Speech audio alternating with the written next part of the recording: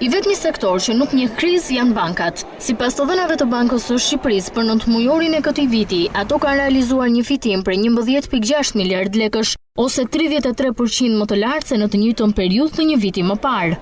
Një fitim që konsiderohet rekord historik, duke ja kaluar edhe viteve 2006-2008, kur sistemi bankar ishte në ditët e tij më të mira dhe kredit me probleme vlerësoheshin në 3 deri në 5% të totalit, ndërkohë që aktualisht janë rreth 4 fish më të larta.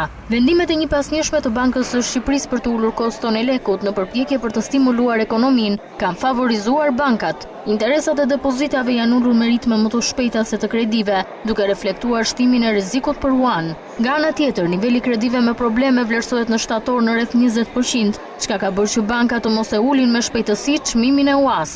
Sipas të dhënave të Bankës së Shqipërisë, diferenca mes normave të kredisë dhe depozitave një vjeçare u thellua më tej, duke arritur në shtator të këtij viti në 7.23%, nga rreth 6% që ishte në të njëjtën periudhë të një viti më parë. Pak ditë më parë, Autoriteti i Konkurrencës njoftoi se kishte hapur hetimin për sistemin bankar, pasi ka konstatuar se vitet e fundit tregu bankar paraqet karakteristikat e një tregu me norma relativisht të larta fitimi në kushtet e stagnacionit të kreditimit, interesa shumë të ulta të depozitave, diferenca relativisht të larta mes interesave të kredive dhe depozitave, rritje të komisioneve për pagesat kryesisht brenda vendit e të tjerë. Autoriteti po heton nëse ka apo jo konkurrencë të ndershme në sektorin bankar shqiptar.